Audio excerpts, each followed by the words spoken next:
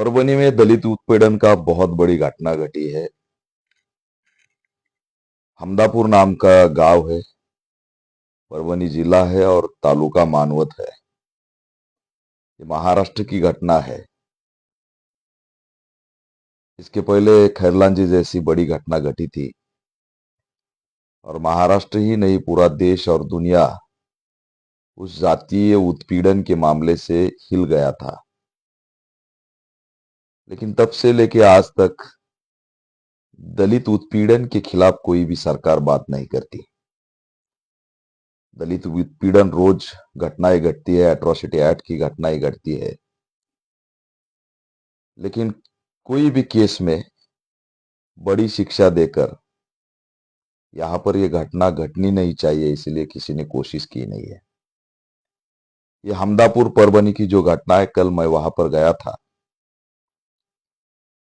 एक बहन थी, एक माता जी थी, एक छोटी बच्ची थी, एक दो बच्चे थे छोटे, दो हमारे 72 ईयर्स के ओल्ड वहां पर ग्रैंडफादर भी थे और एक समाज के लिए लड़ने वाला एक रमेश गायकवाड़ नाम का लड़ाऊ कार्यकर्ता युवा था। सब जख्मी अवस्था में पड़े हैं। किसी का हाथ टूट गया है, किसी का पैर टूट गया है, हर एक फ्रैक्चर हो चुका है। लेकिन पिछले 6 दिनों से 4 दिनों से वो हॉस्पिटल में पड़े थे। उनका इलाज भी ठीक से हुआ नहीं। पुलिस, बीजेपी सरकार की पालक मंत्री जो वहाँ की वहाँ की जो मिनिस्टर है, गार्डियन मिनिस्टर बोर्डीकर, जो मेघना बोर्डीकर है, उनके दबाव में है। वहाँ के एमएलए जो है अजीत पवार गुट के विटेकर, वो परभनी में ही घूम रहे, लेकिन सिविल हॉस्पिटल में जाकर दलितों से मुलाकात नहीं कर रहे। मुझे बड़ा आश्चर्य लगा कि वोट के लिए दलितों के पास आने वाली पार्टी जब दलितों के ऊपर हमला होता है तो कोई मिलने नहीं जाता। मैंने इस घटना को समझ लिया, उन पीड़ितों से सुन लिया तो मैं भी हिल गया कि ये स्वाभिमानी आत्मसम्मान के साथ जीने वाला बाबा साहब के बच्चे, इस खेत में इनका घर है, खेती है, खेती अच्छी है, किसके पास गुलामी करने नहीं जाते हैं। भीम जयंती में आगे रहते हैं और उस भीम जयंती में आगे रहना ही उनका गुनाह है। जातिवादियों को ये खटकता है, मनवादियों को ये खटकता है कि ये भीम जयंती को आगे क्यों आता है, डॉक्टर बाबा साहब अम्बेडकर जी की बात क्यों करता है, जय भीम के नारे क्यों लगाता है। तो कुछ दिनों से उसके ऊपर ये सब गांव के लोग आंख रखे बैठे थे कि एक दिन इसको टारगेट करेंगे, एक दिन इसको खत्म करेंगे।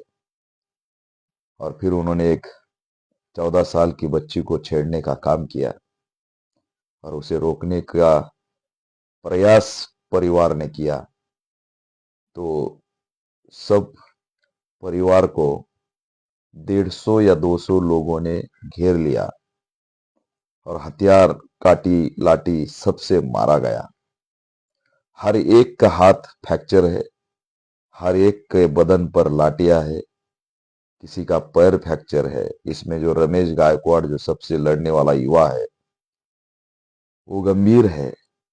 उसकी बीबी अगर उसके छाती पे गिरती नहीं थी मेरे पति को मत मारो बोल के, तो शायद रमेश गायकवाड़ जगह पर ही खत्म हो जाता था। लेकिन उसकी पत्नी की वजह से वो बच गया। लेकिन उसकी भी दया नहीं आई, जो अगर वो रमेश के ऊपर गिर गई तो उसको भी मारा गया, उसको ही पीटा गया। ना महिला देखी, ना बच्चे देखे, ना वृद्ध देखे, ना युवा देखे, किसी को भी देखा नहीं, सिर्फ मारते गए। ना जाने कौन सा जाति का नशा चढ़ गया था कि ये लोग इंसानियत भूल गए थे, और ना जाने हमने क्या गुनाह किया है कि जाति के नाम से हमको मारा जाता है। मैं बहुत अवाक हो चुका कि इस हमारे समाज को आज भी सुरक्षा नहीं है और स्वाभिमान से जी नहीं पाता, और स्वाभिमान से जीने की कोशिश की तो उसको मारा जाता है, पीटा जाता है। हमको इज्जत लूटने दो, आपकी बेटियों को यहाँ पर हमको यूज करने दो, नहीं तो हम आपको मारेंगे, ऐसा ही इसका मतलब हुआ। लेकिन ना मीडिया में बात है, ना कोई नेता मिलने जाता है। बौद्ध समाज का वोट जिनको चाहिए वो लोग भी चुप है। बौद्ध समाज के वोट के हम ही हकदार है बोलने वाले भी लोग वहां पर गए नहीं। बड़ा आश्चर्य है कि मैं जब गया और डॉक्टर से बात की, डॉक्टर पे फायर किया कि हम इंसान है या नहीं बताओ, क्यों हमारे लोगों का ऑपरेशन नहीं किया। जब उनको इस घटना को लेकर सवाल किए तब जाके दूसरे दिन सभीयों का ऑपरेशन हो गया और सबका इलाज शुरू हो गया। लोग है, आरोपी तकरीबन 150 है। सीसीटीवी कैमरे में 40-50 लोग दिख रहे। फिर भी पुलिस ने सिर्फ 7 या 8 लोग अरेस्ट किए, ऐसा वो बोल रहे, लेकिन किसी ने देखा नहीं है। उस पुलिस स्टेशन का जो पुलिस निरीक्षक है, उसके ऊपर दबाव लाने वाली बीजेपी की गार्डियन मिनिस्टर मेघना बोर्डीकर, वो भी हमारे दलित समाज को मिलने नहीं गई। उसको पालक मंत्री बोलते, गार्डियन मिनिस्टर बोलते, लेकिन वो सिर्फ जाति की मिनिस्टर बन गई है। परभनी में मनवादियों का गढ़ बन चुका है और दलित अत्याचार का एक जिला बोल के वो पहचान में आ रहा है। दलितों पर हमला करना, फिर उस केस को दबाना, न्याय नहीं देना। सोमनाथ सूर्यवंशी का हत्याकांड ताजा है, उसको भी न्याय नहीं मिला, उसका भी एक भी आरोपी अरेस्ट नहीं हुआ। 1.5 साल हो गया लेकिन सोमनाथ सूर्यवंशी को न्याय नहीं मिला। परभनी बहुत सेंसिटिव है, लेकिन पुलिस जो है उसको कोई भी वहां पर लगता नहीं कि दलितों का रक्षण करना चाहिए। मैं गया था, एसपी से मिला था, तो मुझे बहुत महसूस हुआ कि हमारा कोई नहीं है। अब हमें हमारी रक्षा करना पड़ेगा। सरकार मनुवादियों की है। गृह मंत्री देवेंद्र फडणवीस दलित अत्याचार पे कभी भी बात नहीं करते। ये 14 साल 10 साल का रिकॉर्ड है। उनके कार्यकाल में दंगे होते हैं, दलितों को मारा जाता है, दलित युवाओं पर केसेस होती है, लेकिन देवेंद्र फडणवीस नहीं बोलते। यहाँ की महिला आयोग है, वो सिर्फ पार्टी के प्रचार में दंग रहती है। हमारे महिलाओं को ऐसे ऐसी जगह मारा है कि वो महिला वो जख्म दिखाते वक्त शर्मा रही थी और जानवर जैसे उनको पीटा है। कि आज इस देश में इंसान का दर्जा आज भी हमें मिला या नहीं मिला, ये जवाब इस सरकार ने देनी चाहिए। समाज ने आगे आना चाहिए। मैंने वहां पर मुलाकात की, आवाज उठाई, गवर्नमेंट को टारगेट किया, लोगों को वहां पर जागरूक करने का काम किया, तब जाके इस घटना में न्याय देने की कोशिश शुरू हो चुकी है। गांव में सुरक्षा बढ़ाई है, बौद्ध बस्ती को सुरक्षा बढ़ाई है, लेकिन अगर वहां पर 8-10 लोग मर जाते तो इस देश में, महाराष्ट्र में क्या हो जाता था। हमारे लोग तो नहीं आते थे। बूढ़े लोग इतने रो रहे, मैंने उनकी आंखों के आंसू पूछे पूछे तो वो बोले हमें उस गांव में जाना ही नहीं, मालूम नहीं हम जिंदा रहेंगे या नहीं रहेंगे। और वो वाकया उनको अगर याद आता है तो वो बोलते कि मर जाना अच्छा है। उनकी आंखों के सामने छोटे छोटे बच्चों को मारा जाता है, महिलाओं को पीटा जाता है, 100-150 लोग एक घर को टारगेट करते हैं। क्या नहीं देखा होगा उन्होंने। उनको कैसा लगता होगा कि आज इस देश में हमें सुरक्षा नहीं है। जय भीम बोलना, भीम जयंती करना ये गुनाह हो चुका है और फिर भी सरकार चुप है। हमारे नेता लोग भी चुप है क्योंकि चुनाव बहुत इंपॉर्टेंट है। मालूम नहीं चुनाव से क्या बदला होगा। पिछले 50 साल 60 साल 70 साल में बहुत सारे चुनाव हुए, लेकिन बदलाव कुछ नहीं हुआ। चुनाव हमारे लड़ने का बहुत महत्वपूर्ण जरिया बनाया गया है, लेकिन हमारे लोग मारे जा रहे, ये कभी भी मुद्दा सामने नहीं आता है। समाज को गुमराह करना, समाज को दिशाहीन करना, उनको सही मुद्दों से भटकाना और व्यवस्था की मदद करना, ये राजकारण बन चुका है। मुझे मालूम है मेरा समाज भोला है, वो समझ में नहीं आती उसकी राजनीति।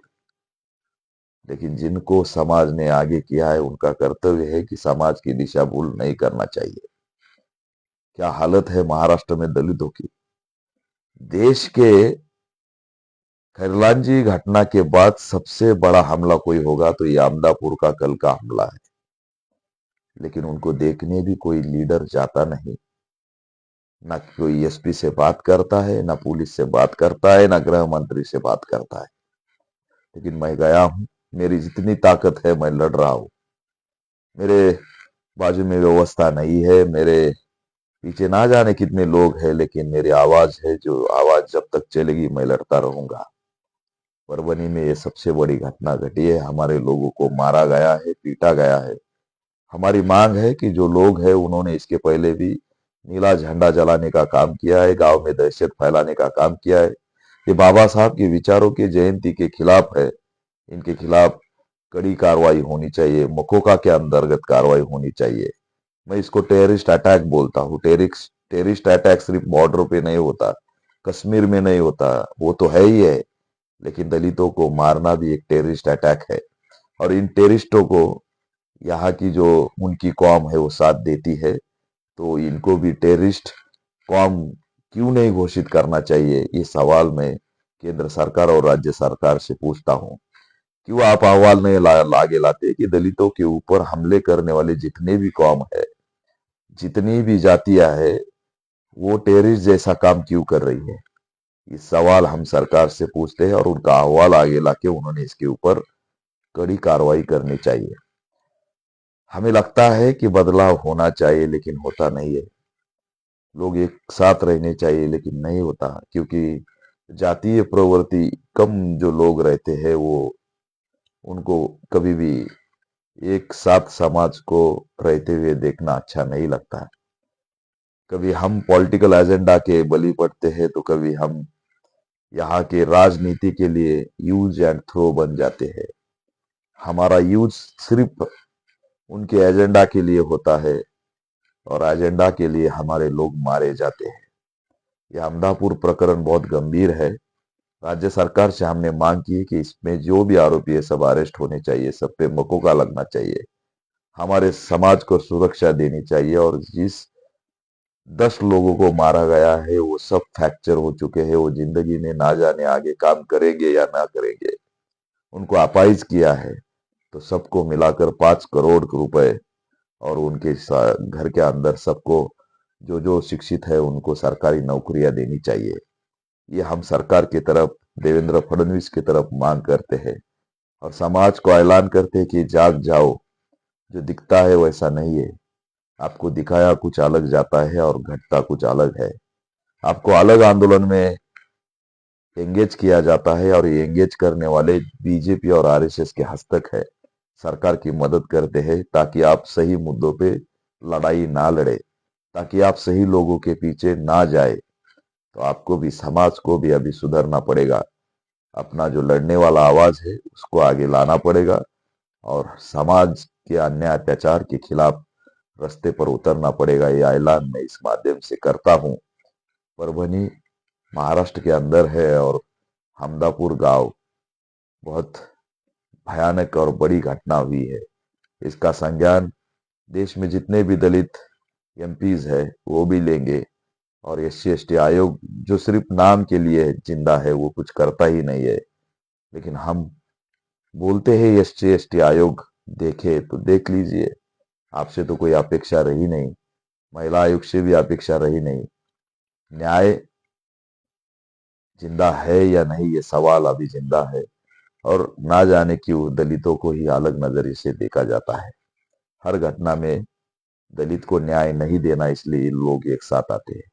लोग हमारे मारे हैं, पैर उनके टूटे हैं, हाथ उनके टूटे हैं, लेकिन बचाना, तोड़ने वालों को बचाने की साजिश यहाँ की गार्डियन मिनिस्टर करती होगी तो इससे बड़ा दुर्भाग्य कोई भी नहीं हो सकता। समाज को आगे आके ऐसे मुद्दों पर लड़ना होगा, यही मैं ऐलान करता हूँ। और महाराष्ट्र की सरकार अगर तुरंत इसका संज्ञान नहीं लेगी तुरंत इसके ऊपर स्टेटमेंट नहीं करेगी, तुरंत इन आरोपियों को अरेस्ट अगर नहीं करेगी, तो बहुत बड़ा आंदोलन ऑल इंडिया पैंथर सेना खड़ा करेगा। यही मैं इस माध्यम से जाहिर कर